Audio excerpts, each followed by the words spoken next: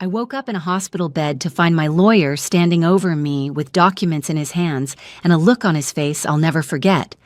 "Vivian," he said quietly, "your son just tried to have you declared legally dead while you were still in surgery." My name is Vivian Porter. I'm 73 years old, and I'm about to tell you the most unbelievable story of my life. One that started with a routine surgery and ended with me discovering that my own son had been planning my financial murder for months. But before I dive in, tell me, where are you watching this from? Drop your location in the comments below. I love hearing from all of you. Let me take you back 6 months. I was living comfortably in Portland, Oregon, in the home my late husband Richard and I bought in 1985. Richard passed away 8 years ago from a heart attack, and since then, I'd been managing everything on my own: my finances, my investments, my small rental property portfolio. I wasn't wealthy by any means, but I was comfortable. I had about $400,000 in savings, 2 rental properties worth roughly $300,000 each, and a modest collection of jewelry Richard had given me over our 42 years of marriage. My son Brandon is 48 years old. He's my only child. For years, he'd been what I thought was a successful real estate developer. Nice suits, expensive car, always talking about deals and investments. He visited regularly, always asking how I was managing, if I needed help with anything. I thought he was being a devoted son. I had no idea he was actually doing reconnaissance. The truth started to reveal itself in January when I was diagnosed with a heart valve issue. Nothing life-threatening, but serious enough that my cardiologist recommended surgery. It was supposed to be routine. They'd go in, repair the valve, and I'd be back home in a week. Brandon immediately jumped into action. He insisted on being there for every doctor's appointment.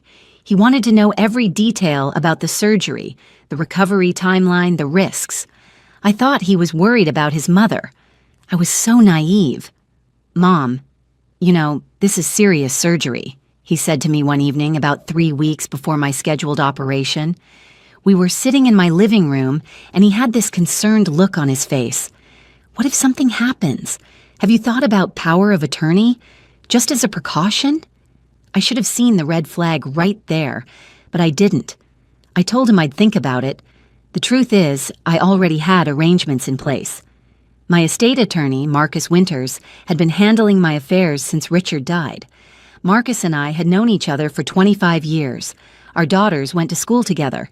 He'd set up a proper will, healthcare directives, everything legally sound and protected. But I never mentioned this to Brandon.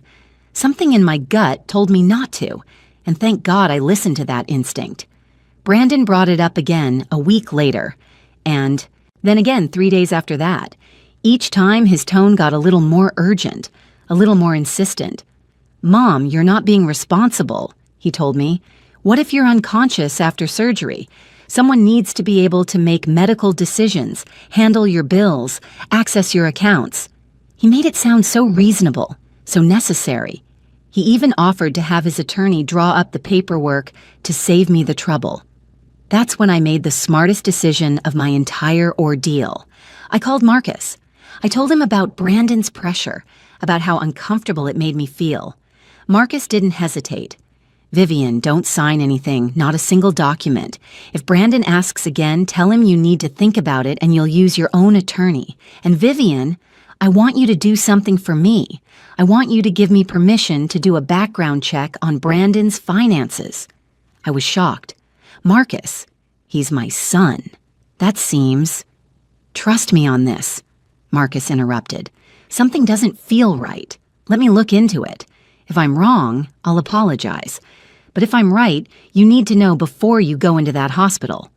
I agreed, though it made me feel terrible. What kind of mother investigates her own child? But Marcus called me back 72 hours later, and the tone of his voice made my blood run cold. "Vivian, we need to meet, today. Can you come to my office?" What Marcus showed me that afternoon destroyed everything I thought I knew about my son. Brandon wasn't a successful developer. He was drowning in debt, nearly $2 million worth. His last 3 real estate projects had failed spectacularly. He'd been borrowing from private lenders at astronomical interest rates. His house, his car, everything was mortgaged beyond reason. He was 3 months away from bankruptcy, possibly criminal charges for fraud. He needs money, Vivian, desperately, and he knows you have it, Marcus explained, spreading documents across his desk. I'm concerned about the timing of his interest in power of attorney. Very concerned. I sat there in Marcus's office, staring at bank statements and court filings with my son's name on them, and I felt something inside me harden. This was the baby I'd carried for 9 months, the toddler I'd stayed up with during nightmares, the teenager I defended against everyone, and he was planning to rob me. What do we do? I asked Marcus. First, you don't sign anything. Second, we need to document everything, every conversation, every request he makes.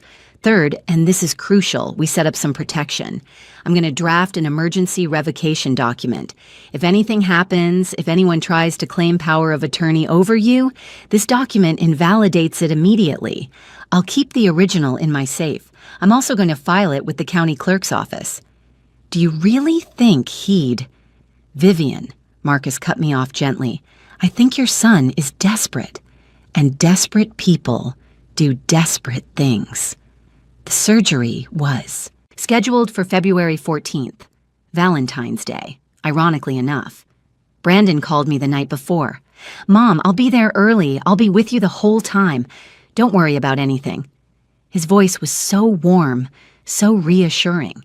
If I hadn't known what I knew, I would have believed he genuinely cared. But Marcus and I had spent the past 2 weeks preparing for every possible scenario. We'd created a paper trail. We'd documented Brandon's financial situation. We'd set up automated alerts on all my accounts that would notify Marcus immediately if there was any unusual activity. And most importantly, Marcus had arranged to be at the hospital under the pretense of bringing me some documents to sign related to one of my rental properties. I arrived at the hospital at 6 in the morning. Brandon was already there, pacing in the pre-op area. He hugged me, asked how I was feeling, told me everything would be fine. The nurses prepped me, started the IV, asked their questions. Brandon never left my side. He was holding my hand when they wheeled me toward the operating room. I love you, Mom, he said, squeezing my fingers. I'll be right here when you wake up. Those were the last words I heard before the anesthesia took hold. What I didn't know, what I wouldn't learn until later, was that the moment those operating room doors closed behind me, Brandon went to work. The surgery took 4 hours, standard procedure, no complications. While the surgical team was carefully repairing my heart valve, Brandon was in the hospital cafeteria making phone calls. He called banks. He called investment firms. He called the county clerk's office. And he presented documents. Documents claiming I had signed over power of attorney to him 3 days before my surgery. The documents were sophisticated forgeries. They had my signature or a very good copy of it. They had notary stamps. They looked completely legitimate. Brandon had gone to a great deal of trouble and expense to create them. What he didn't know was that Marcus had anticipated exactly this move. Marcus had arrived at the hospital around hour 3 of my surgery. He checked with the nurses' station, confirmed I was still in the OR, and then stationed himself in the waiting area where he had a clear view of Brandon. He watched my son make those phone calls. He saw Brandon's face, the expression of someone who thought he was getting away with something. Then Marcus made some calls of his own. He contacted the banks Brandon had called. He contacted the investment firms. He sent them copies of the revocation document. He informed them that any power of attorney presented by Brandon Porter was fraudulent and should not be honored under any circumstances. He threatened legal action if they proceeded without verification. By the time I was in recovery, still groggy from anesthesia, Marcus had shut down every attempt Brandon had made to access my accounts. But that wasn't enough for Marcus. He wanted to catch Brandon in the act, to create an undeniable record of what he was attempting to do. I started to regain consciousness around 2 in the afternoon. Everything was fuzzy. The lights too bright, sounds too loud, my chest aching from the incision. I could hear voices, beeping machines, footsteps on linoleum. I tried to open my eyes, but my eyelids felt like they weighed 100 pounds each. Then I heard Marcus's voice, low and urgent. "Vivian, if you can hear me, I need you to stay quiet." Don't let anyone know you're awake yet. Can you squeeze my hand if you understand?" I managed a weak squeeze. My brain was struggling to process what was happening. Why was Marcus telling me to pretend to still be unconscious? "Good," Marcus whispered. "Your son is in the hallway right now. He's talking to hospital administration. He's trying to have you declared mentally incompetent. He has a psychiatrist with him, someone he's clearly paid off, who's claiming you've been showing signs of dementia for months. He's attempting to get emergency guardianship while you're still sedated." Even through the fog of anesthesia, I felt a jolt of absolute clarity. My son wasn't just trying to steal from me. He was trying to erase me as a person. He was trying to have me declared incompetent so he could control everything: my money, my property, my medical care, my entire life. The hospital is questioning his claims because I've already presented them with documentation showing you're of sound mind, Marcus continued. But he's pushing hard. He's telling them you're confused, that you're a danger to yourself, that he needs immediate authority to make medical and financial decisions. I've called the police. They're on their way. But I need you to be ready to speak when I ask you to. Can you do that? I squeezed his hand again, harder this time. The anger was burning through the medication fog. My own son, my only child, the baby I'd sacrificed everything for. "He's coming back," Marcus whispered. "Stay still." I kept my eyes closed as footsteps entered the recovery room. Brandon's voice, fake concern dripping from every word. "How is she? Is she awake yet? The doctor said she should be waking up by now." A nurse responded, professional and neutral. "She's stable. She'll wake up when she's ready." "I need to speak with someone in authority," Brandon insisted. "I have power of attorney. I need to make some decisions about her care, her long-term care. I've been researching facilities because she can't live alone anymore.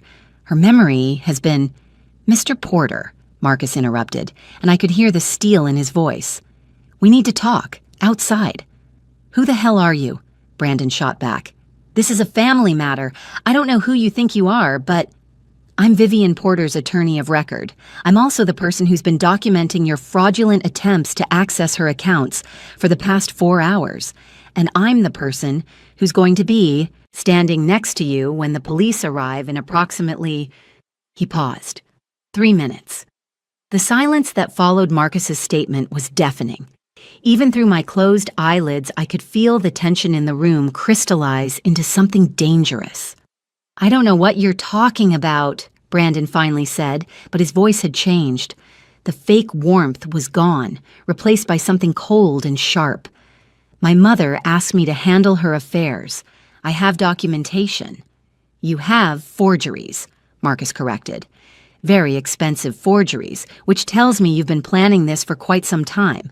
But they're still forgeries. Your mother never signed any power of attorney in your favor. In fact, she specifically revoked any such authority 3 weeks ago, which is documented and filed with the county." "That's impossible. She couldn't, she could, and she did, because your mother is significantly sharper than you've given her credit for. She knew something was wrong when you started pressuring her, and unlike you, she has actual concern for family. So she asked me to investigate before jumping to conclusions. What I found was a desperate man drowning in debt, willing to commit fraud and exploitation of an elder to save himself." I heard movement, shoes scuffing against the floor. Brandon was backing away, I realized. He was getting ready to run. "I wouldn't," Marcus said calmly.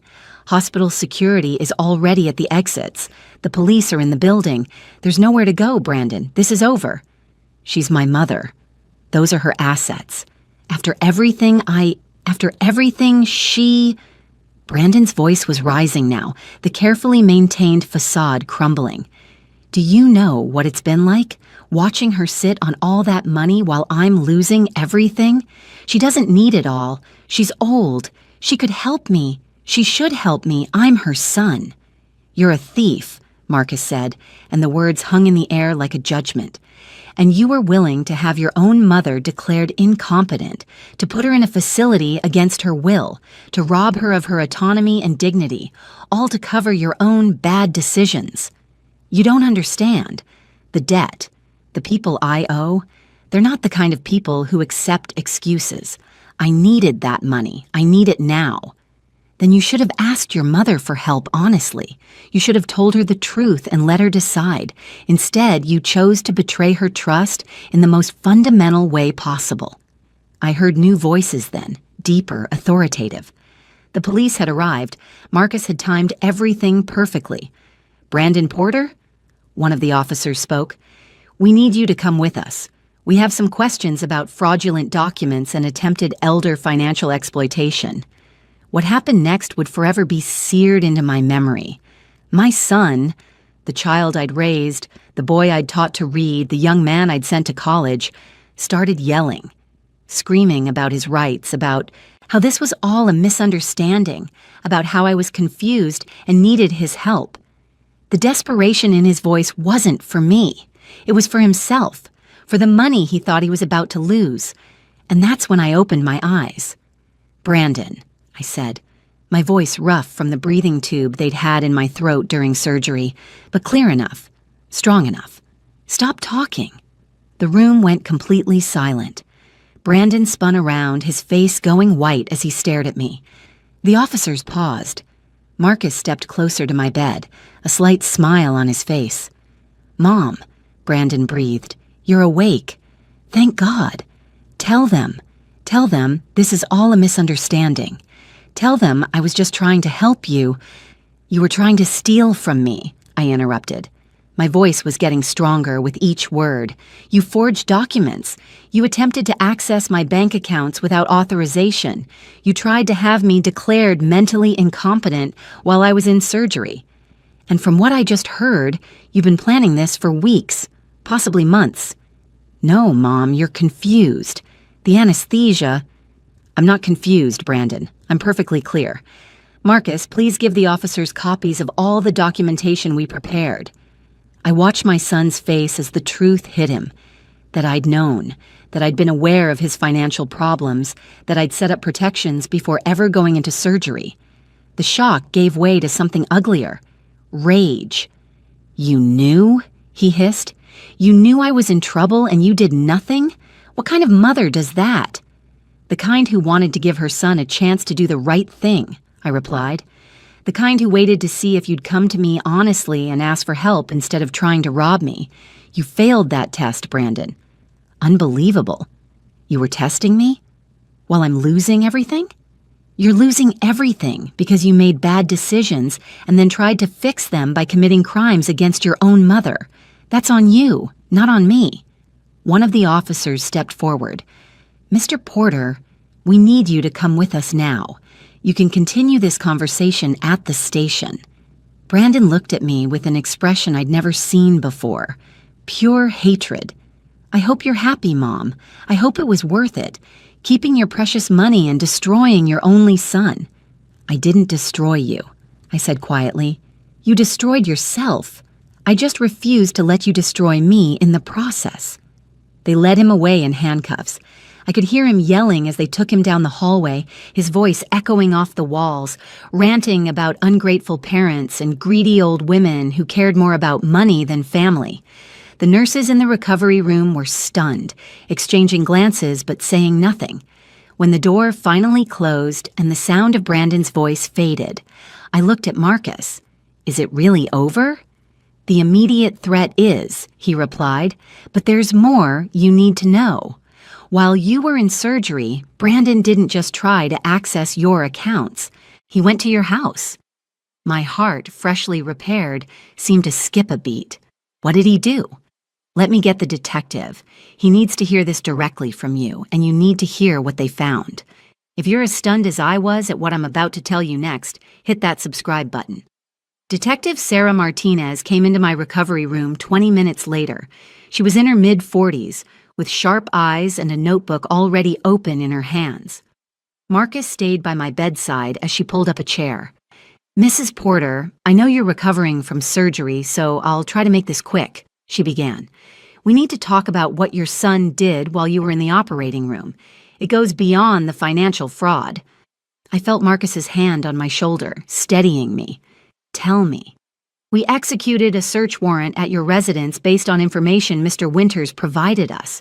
What we found suggests your son had been planning this for significantly longer than we initially thought. She flipped through her notebook. We found a second set of keys to your home, which he'd apparently had made without your knowledge. We found documents showing he'd been surveilling your daily routines for at least 3 months, and we found evidence that he'd entered your home multiple times while you were out. My stomach turned. He was in my house. When? Best we can determine, at least 6 times in the past 2 months. We believe he was documenting your assets, photographing your jewelry, searching for financial documents, possibly installing some kind of monitoring software on your home computer. Oh my God. But here's where it gets worse, Mrs. Porter.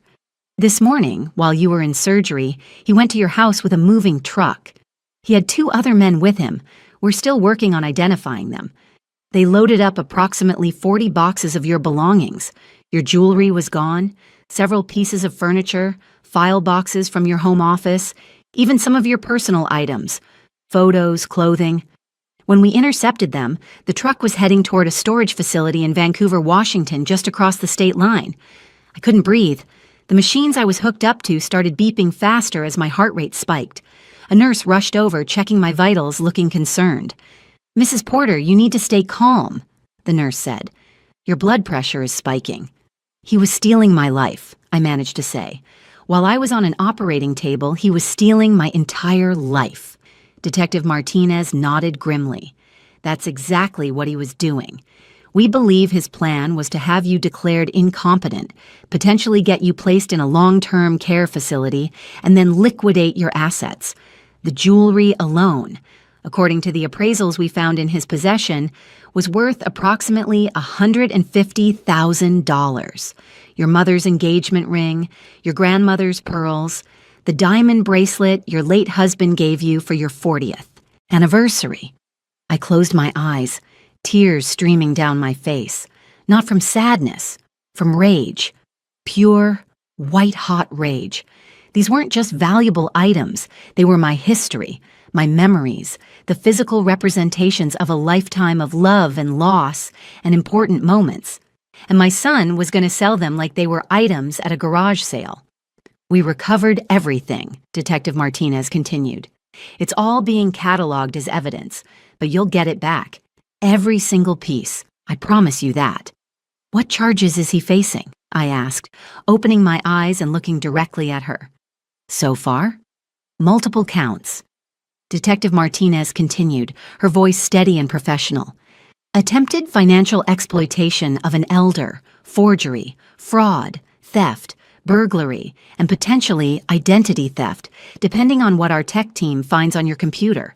If convicted on all counts, he's looking at minimum 15 years in state prison, possibly more." "Good," I said, and I meant it.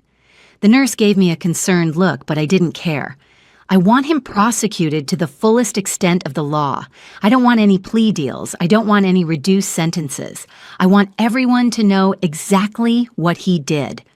"Mrs. Porter, I understand you're angry, and you have every right to be," Detective Martinez said carefully, "but I need you to understand that your son is already trying to spin this.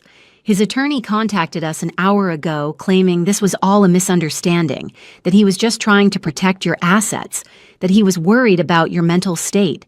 He's going to paint himself as a concerned son and you as a confused elderly woman." "Then we bury him in evidence," Marcus interjected. "We have the forged documents. We have the bank records showing his attempts at unauthorized access. We have his financial records showing his motive. We have the moving truck, the stolen items, the surveillance. And we have Vivian's testimony showing she's perfectly competent and was aware enough to set up protections before her surgery. There's something else," Detective Martinez said, hesitating. "Your son's wife called the station. She claims she knew nothing about any of this. She says she's been trying to divorce him for the past year, but he's been delaying the proceedings. She wants to cooperate with the investigation." I thought about my daughter-in-law, Claire. I'd always liked her. She was quiet, kept to herself, but she'd been kind to me. We hadn't spoken much in the past year, which I'd found odd but hadn't questioned. Now I understood why. Let her cooperate, I said. If she genuinely didn't know, I don't want her caught up in this. The detective nodded, making notes. I'll need a full statement from you, but that can wait until you're stronger. For now, I want you to focus on recovering. Mr. Winters has been incredibly helpful in building the case, and with the evidence we have, your son isn't going anywhere. After Detective Martinez left, Marcus and I sat in silence for a moment. The recovery room felt smaller somehow, the weight of everything pressing down on me. You did everything right, Marcus finally said. You trusted your instincts. You asked for help. You protected yourself. None of this is your fault. He's my son, Marcus. I raised him. Somewhere along the way, I failed him. No, Marcus said firmly. He made his choices. Bad choices, criminal choices, but they were his choices. You gave him every opportunity to come to you honestly. He chose deception and theft instead. That's not on you. What happens now? Now you heal, you recover, you get your strength back, and then we make sure Brandon faces the consequences of his actions. We also need to secure your assets, change your locks, maybe consider moving temporarily. Moving from my own home? Just until the legal proceedings are finished, Marcus explained. Brandon clearly knows how to get into your house. Even if he's in jail, we don't know who else he might have given access to or what arrangements he might have made. I have a friend who owns a secure apartment building downtown. I can get you a furnished unit on short notice, fully protected, while we handle everything else.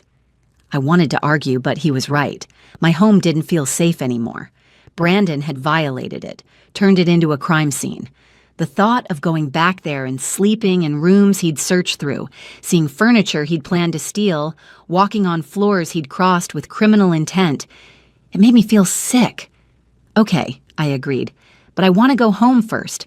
I want to see what he did. I need to see it. When you're stronger? Now, Marcus, or as soon as the doctors clear me, I need to face this head on, not hide from it. Marcus knew me well enough not to argue. I'll arrange it. But I'm coming with you, and so is a security detail. I was released from the hospital 5 days later. My chest hurt, I was tired constantly, and the doctors loaded me up with medications and restrictions.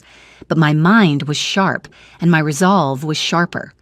Marcus drove me home with 2 security guards following in a separate car. The moment I walked through my front door, I could feel it. The violation. Things were slightly off. A drawer not quite closed. A closet door ajar, the subtle disorder of someone who'd tried to cover their tracks but hadn't quite succeeded. I went to my bedroom, to the jewelry box on my dresser. Empty. The safe in my closet, the one I thought was cleverly hidden behind my winter coats. The door was hanging open, the contents gone. He knew where everything was, I said quietly. He'd watched me, studied me, planned this down to the smallest detail. Marcus followed me through the house, documenting everything with his phone camera. In my home office, the filing cabinets had been rifled through. My computer was still there, but according to the tech forensics team, Brandon had installed key logging software that had been recording everything I typed for months, every password, every account number, every private email. I have something that might help, Marcus said. The prosecution is building a timeline. They want to show premeditation, prove this wasn't a spontaneous decision but a calculated long-term plan. Your daughter-in-law provided some text messages between her and Brandon that are illuminating. He showed me his phone. Messages from Brandon to Claire, dated back almost 6 months. Once she's in surgery, I make the move. She won't know what hit her. The jewelry alone will clear half my debts. The house can be sold within 60 days if I have POA. She's old. She doesn't need all that money. I'm her only heir anyway. I'm just speeding up the inevitable. Reading those words, written by my own son, about me, while I was still alive and conscious and trusting him, something inside me broke and then immediately reformed, harder than before. I want to testify, I said.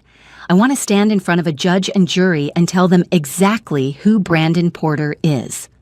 The trial took place 4 months later, By then, I'd recovered from my surgery completely. I'd moved into a secure apartment as Marcus suggested.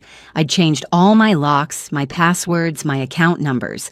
I'd installed a security system that would make Fort Knox jealous, and I'd spent those months preparing for this moment.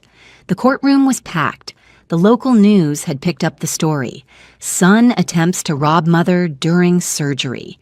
And it had struck a nerve with people. I saw elderly women in the gallery, some with their own adult children beside them, watching with expressions of horror and solidarity. This wasn't just my story anymore. It was everyone's fear. Brandon sat at the defense table in a suit I recognized, one I'd bought him for his 40th birthday. He wouldn't look at me. His attorney had tried everything to keep me off the stand, arguing I was biased, that my medications might affect my testimony, that my age made me an unreliable witness. The judge denied every motion. When they called me to testify, I walked to that stand with my head high. I placed my hand on the Bible and swore to tell the truth. And then I told them everything, every conversation, every warning sign I'd ignored, every moment I'd trusted my son and every way he'd betrayed that trust. I didn't cry. I didn't waver. I looked directly at the jury and made sure they understood that this wasn't confusion or vindictiveness. This was a mother protecting herself from a predator who happened to share her DNA. The prosecutor showed the forged documents, the bank records, the surveillance evidence, the text messages, the photos of my empty jewelry box and ransacked home. Claire testified about Brandon's financial problems and his increasingly desperate behavior. The tech expert testified about the spyware on my computer. Marcus testified about the timeline, the protections we'd set up, the fraudulent attempts to access my accounts. Brandon's defense tried to paint me as a bitter, wealthy mother who'd refused to help her struggling son. They tried to suggest I was mentally declining and didn't understand the situation. But the evidence was overwhelming. The jury deliberated for less than 3 hours, guilty on all counts. The judge sentenced him to 18 years in state prison with the possibility of parole after 12. "Mr. Porter," the judge said, looking at my son over her reading glasses, "you didn't just commit financial crimes. You violated the fundamental trust between parent and child. You preyed on your mother's vulnerability during a medical crisis. Your actions were calculated, callous, and cruel. This sentence reflects not just the legal violations, but the profound moral failure you've demonstrated." I sat in that courtroom and watched my son being led away in handcuffs. He finally looked at me then, and I saw something I'd been waiting for but never expected. Tears. Not tears of remorse for what he'd done to me, but tears of self-pity for what he'd lost. That was 3 months ago. Today, I'm back in my home. My jewelry is in a safety deposit box at the bank. My assets are secured with protections Marcus helped me set up that make it nearly impossible for anyone to access them without multiple levels of verification. I've started speaking at elder advocacy groups, telling my story, helping other seniors recognize the warning signs of financial exploitation. Because what happened to me happens every single day to people who aren't lucky enough to have a Marcus Winters in their corner, who don't trust their instincts, who believe that family loyalty means accepting abuse. My son will be in prison for a long time. I don't visit him.